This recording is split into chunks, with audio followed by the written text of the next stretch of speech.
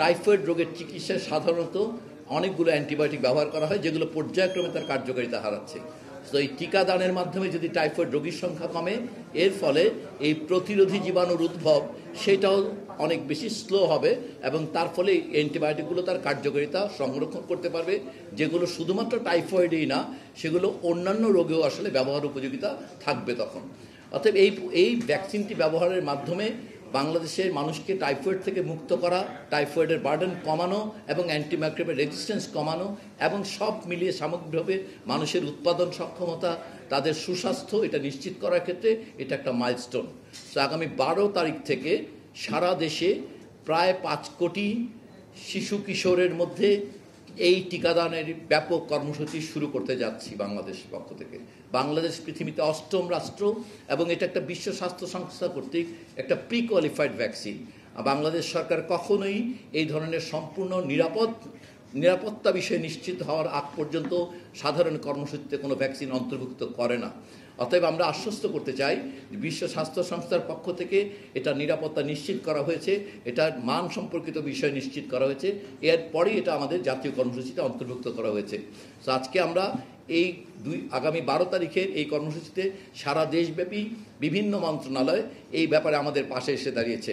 ধর্ম মন্ত্রণালয়, শিক্ষা মন্ত্রণালয়, সমাজ কল্যাণ মন্ত্রণালয়, এনজিও ব্যুরো, বিভিন্ন অধিদপ্তর, বিভিন্ন প্রশাসন, পুলিশ, সবাই। এটা একটা শুধুমাত্র স্বাস্থ্য পরিবার কল্যাণ মন্ত্রণালয়ের পক্ষ থেকে আমরা আপনাদের বলছি বটে, কিন্তু এটা একটা জাতীয় কর্মসূচি, এবং সরকারের সকল অর্গান ফ্রম একেবারে উচ্চ থেকে সর্বনিম্ন ইউনিয়ন পর্যায় পর্যন্ত সকল স্তরের সবাই পাশাপাশি। উল্লেখ করা দরকার যে নগরাঞ্চলে পৌরসভা এবং মহানগরগুলোতে স্থানীয় সরকারের প্রতিষ্ঠানগুলো এই কর্মসূচি কার্যকরে নিয়ামক ভূমিকা পালন করছে। অতএব সারা দেশব্যাপী সরকারের সকল মন্ত্রণালয়, অধিদপ্তরের কর্মকর্তা কর্মচারী এবং বিপুল পরিমাণ স্বেচ্ছাসেবক, রেড ক্রিসেন্ট সোসাইটি থেকে আরম্ভ করে, গার্লস গাইড থেকে আরম্ভ করে বিভিন্ন স্বেচ্ছাসেবক সংস্থা, বিভিন্ন ক্লাব, সকল প্রতিষ্ঠান আসলে এই বিরাট ব্যাপক কর্মসূচিতে আমাদের সহায়তা করছে।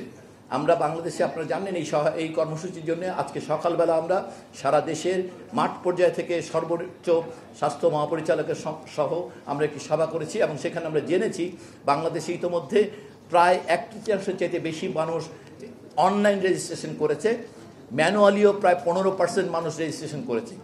আমরা আহ্বান জানাই যে বাকিরাও যেন এইভাবে রেজিস্ট্রেশনটা সেরে নেন।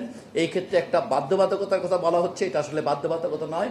বার্থ রেজিস্ট্রেশন বা জন্ম নিবন্ধনটা এটা বাধ্যতামূলক নয়। আমরা চাইলেও এইটা এড়িয়ে ম্যানুয়ালি রেজিস্ট্রেশন করা সম্ভব। অতএব সকল শিশু কিশোর, তাদের অভিভাবক, স্কুলের শিক্ষক, মাদ্রাসার শিক্ষক, সবাইকে আমরা আহ্বান জানাচ্ছি যে আপনারা আপনাদের প্রতিষ্ঠানের এই শিশু কিশোর যারা এটার জন্য এলিজিবল, তাদের সবাইকে অনলাইন রেজিস্ট্রেশন, অথবা আমাদের কর্মীরা এখন ম্যানুয়াল রেজিস্ট্রেশন করছে, সেটার মাধ্যমে এটাকে তালিকাভুক্ত করেন, যেন 12 তারিখ থেকে পর্যায়ক্রমে স্থায়ী কেন্দ্র এবং পরবর্তীতে আপনাদের ডোর স্টেপে যে টিকা কর্মসূচিটা চলবে, সেখানে যেন আমরা সকল মানুষকেই, সকল এলিজিবল শিশুকে, কিশোরকে আমরা পৌঁছাতে পারি।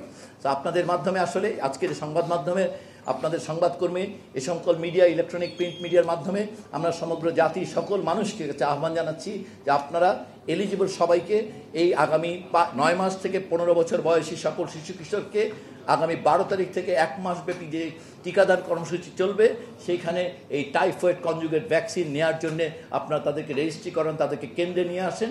এবং আমরা স্বাস্থ্য পরিবার কল্যাণ মন্ত্রণালয়ের পক্ষ থেকে বলা হচ্ছে যে এটা সকল মন্ত্রণালয়, সকল দপ্তর আমাদের পাশে আছে, আপনারা আমাদের পাশে থাকুন।